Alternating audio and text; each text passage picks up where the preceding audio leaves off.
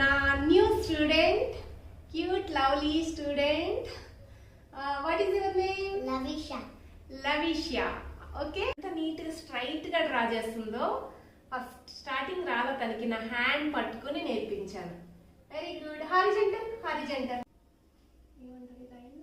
Vertical line. Very good, very good. ఈ line ఏమంటారు? Horizontal line. Very good.